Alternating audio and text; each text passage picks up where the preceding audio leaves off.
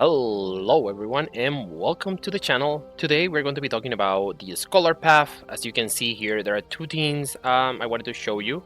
First one is that I die at level 21. Sadly, I was not following my own advice, which is never underestimate turtles. Turtles are pretty strong, they are very dangerous, they deal a lot of damage and they have a lot of HP. And I just died to like a bunch of them that were stacked together in a single one, and I was thinking it was only one, and then I tried to run, but then it got stuck, and as soon as they reached me, I died. So I'm no longer hardcore. I guess it was a nice journey. I had a really nice time playing as a hardcore character, and I would recommend if you want to have like a different experience with this game, definitely playing hardcore makes like a completely different you know gameplay and experience in the game overall. But in any case, we have completed pretty much everything, right? The only thing that we're needing is completing the obtaining the transmutation stone. So how do we do this? Easy. First of all, we need to get to the dungeon where you get it, right? The dungeon is called the Corrupted Grove. As you can see it here in the path as well for Dungeoneer. Corrupted Grove is around the dungeon that is for level 14 and 16, right? So around those levels you can definitely go there. It's not a difficult dungeon and you only need to kill one of the monsters there. So pretty much what you have to do is you have to go here to this particular area. There are two entrances. You can entrance from here, right? There is no monsters in that area, or you can go inside here, the corruptor area, and then there is going to be an entrance there. Let me see if I can somehow manipulate the map so that you guys can see it. There you go. So this is the entrance, right? So you would get in and then move to here, or you can again go through here, and there is a portal here that doesn't have any monsters. So however you want to do it, right? Now I'm going to show you in this screen like a recording of me completing the boss. Pretty much we went inside the dungeon, and all you have to do is again kill the rock boss. So we only, we went directly for that one, and once you reach that boss, all you have to do is proceed with the battle regularly, kill the boss, and as soon as you kill the boss, you are going to receive a curious stone, right? Once you get the curious stone, all you have to do with the curious stone is control plus right click on it, and then you're going to select the option that says like investigate further, or yeah, look closely. There is going to be an option like that. I'm going to be showing in the screen right now. And yeah, as soon as you do that, then you can get out of the dungeon or complete the dungeon for a chance of getting a mount. So the mount that you can get there in the Corrupted Grove is for a moose, like corrupted moose that is right inside there. It's just going to be the same boss that is the last boss of the dungeon. Now, once we are done with that, we have our curious stone here, right? Again, you can right click it and then, it's the option is take a closer look. Okay, so then now you get this quest that says a curious stone, and it tells you that you have to go and look for someone that can give you more details about it, and the person that can give you more details about it is in Firewood. So we have to go to Firewood and complete this here real quick. So pretty much is the alchemist in Parkwood. His name's Woodrick, and he's going to give us more experience, more information about what to do with this curious stone. So let's go ahead and get there real quick.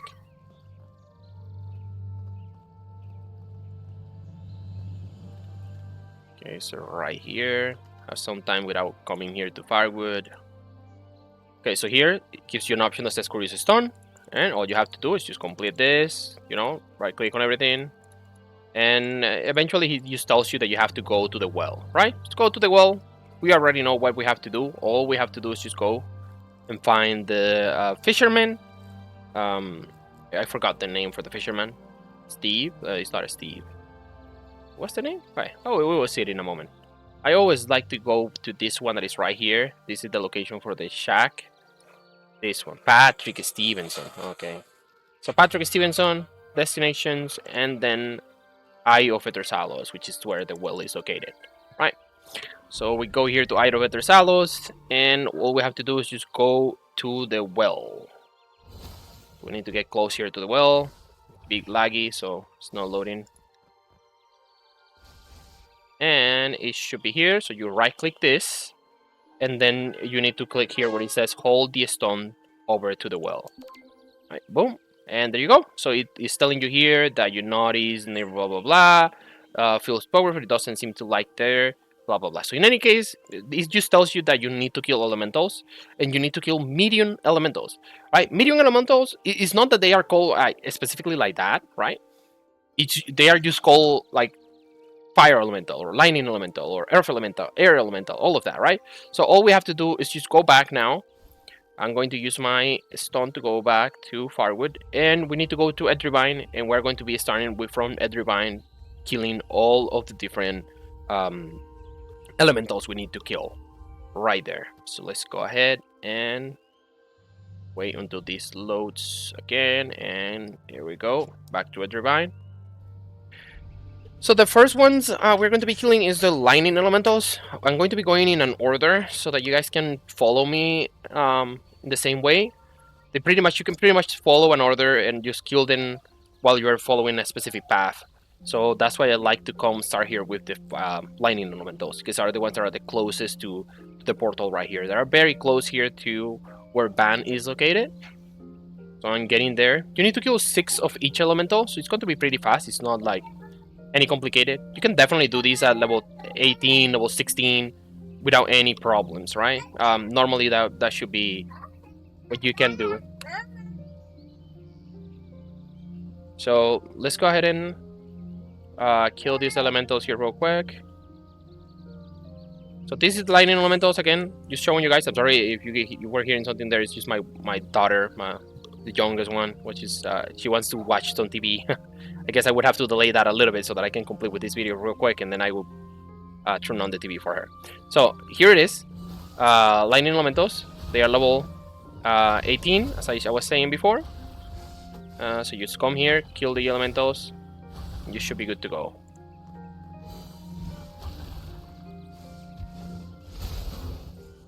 I'm killing them pretty fast because I'm, pretty well built with this character. Ooh, that's a lot of damage, 800.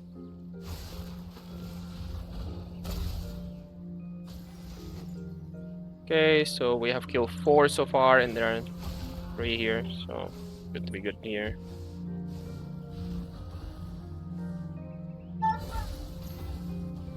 Okay, so that we're good. We're here now with the lightning elementals, and we need to move on to the next ones. And the next one we're going to be going for are going to be the water elementals. I will be showing you guys once I'm there. Alright, so here we are. This is the location for water elementals. So what you're going to do is just follow this path here. Just continue going through, the shore here on the river, and then you can get here to this particular location where the water elementals are going to be located. And again, all we have to do is just kill a couple of water elementals, 6 of them. Also, just want to let you know, guys, that these guys are actually going to be the strongest one of all of the elementals you have to face, especially if you're playing heavy armor, because they do a lot of damage. They do a lot of magical damage. So if you're playing like medium or leather armor, you would not have to worry about any of the elementals. Maybe medium, the fire elemental, if you're not careful with the attacks that they do. But these guys are always attacking you with this ice bolt, and it slows you down, and they continue to cast it all the time. So if you cannot kill them fast enough, they are probably going to be quite, a little bit dangerous for you. But in any case, it's just killing 6 of these guys. Is going to be the last one. Okay, just again, it's right here. This is the water elementals. So we are going to the fire elementals now. Okay, so we're in the fire elementals now.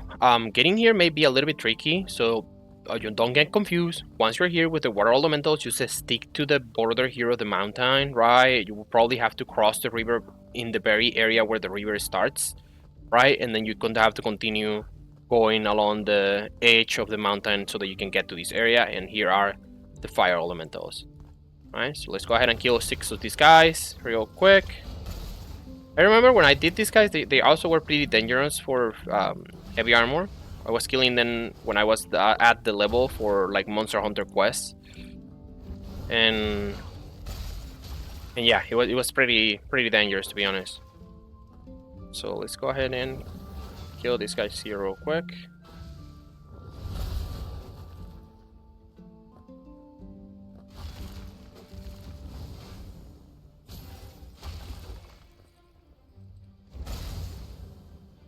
many we need? Oh, one more. All right. We are good. Perfect. These guys are dead now. We are moving now from fire elementals to earth elementals, and then last ones are going to be the air elementals. Okay, so here we are, earth elementals. To come here, all you have to do is just make sure it is a little bit tricky to go down from where the fire elementals are. All you have to do is just walk to this corner here. There should be like a little area where you can go down, and then all you have to do is just come here. Remember, just don't go to the middle of this area, because in the middle of the area there is this superior earth elementals there. They are level 35, so you don't want to die.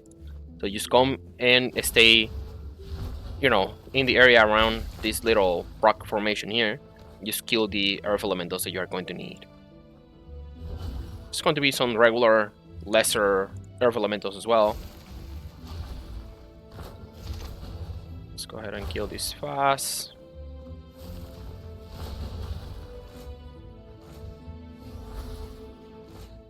Go.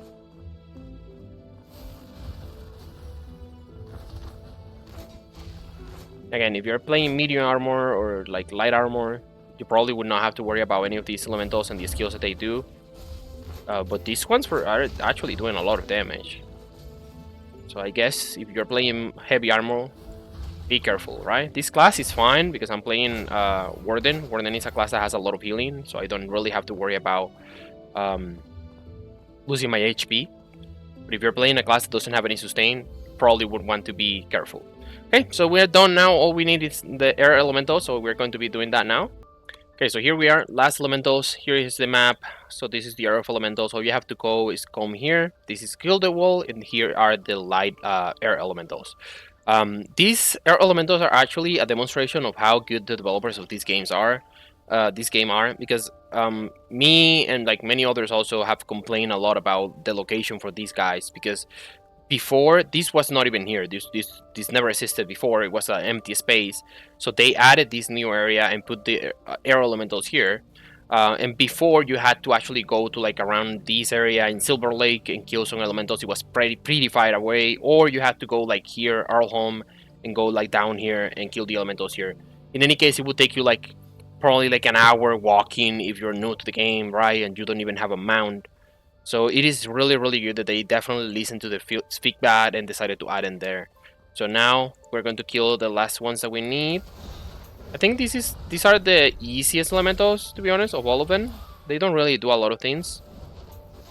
It may confuse you a little bit because of the animation. Sometimes when I was killing them, I was always thinking that a second one was attacking me, but it was just the same one just doing that weird animation that they do. Okay, so we need to kill 6, and there's 3 so far.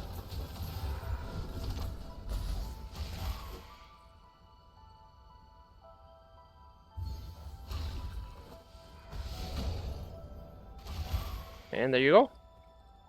So, I don't know, we need to kill one more, my bad.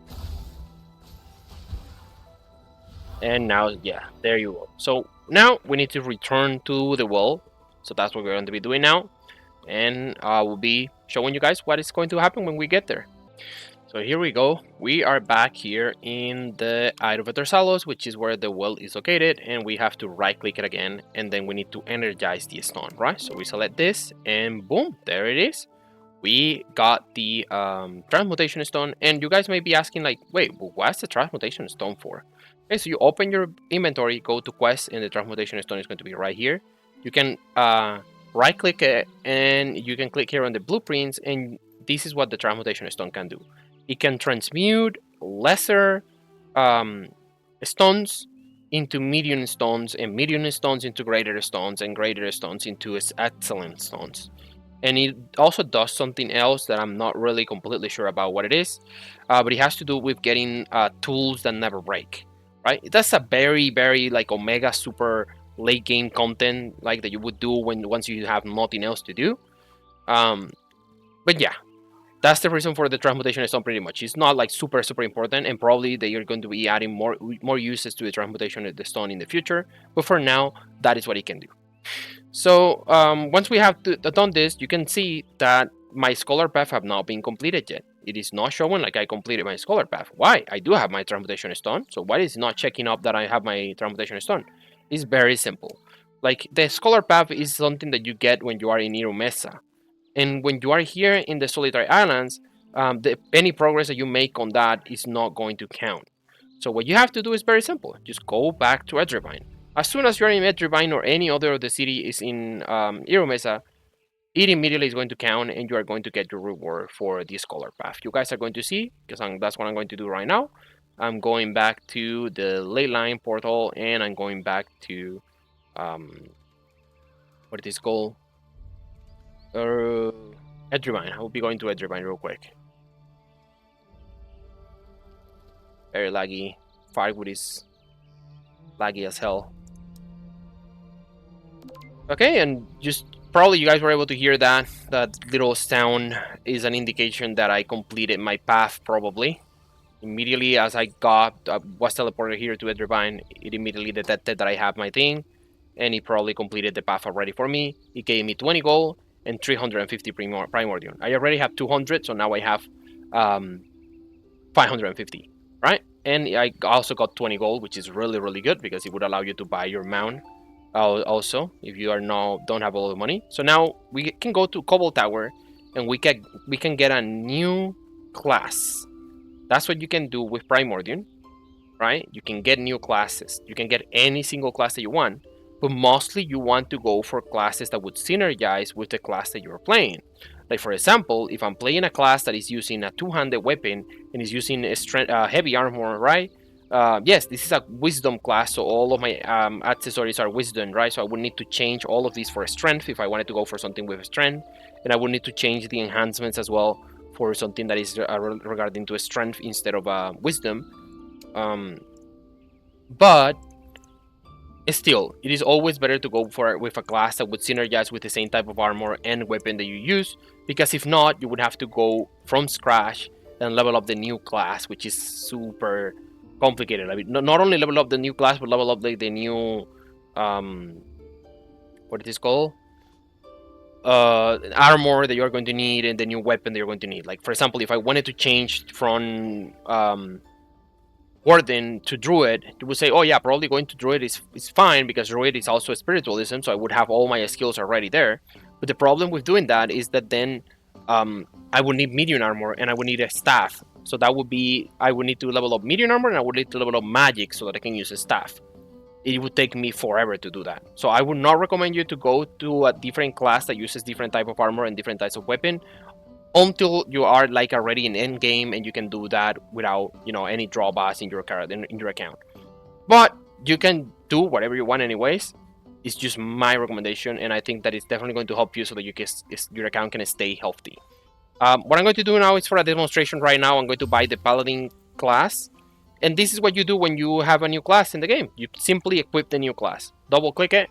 And now I gain the skills for the new class. It is setting it up this nicely because I have already have a setup for Paladin in my other account. So it is setting it up for me in the way that I have it on the other account. So, but as you can see, I don't have my skills. I only have the skills that you start with. So I would need to start attacking things, killing things with this class so that I can level up my Empyrean. And once I level up my Empyrean, I will be unlocking all of my skills, right? So that's how it works. But essentially now I'm a different class. I want to go to my other class. I just double click on my other relic and boom, I'm now my other class again, right? That's what happens. In any case, guys, I hope that you definitely enjoyed this video and that it has been helpful for you. This is the end of the Scholar Path, and I will be continuing making more content and more videos for you guys to know about other things in the games, like trading packs, tier lists, and some more things. In any case, see you in the next one. Peace.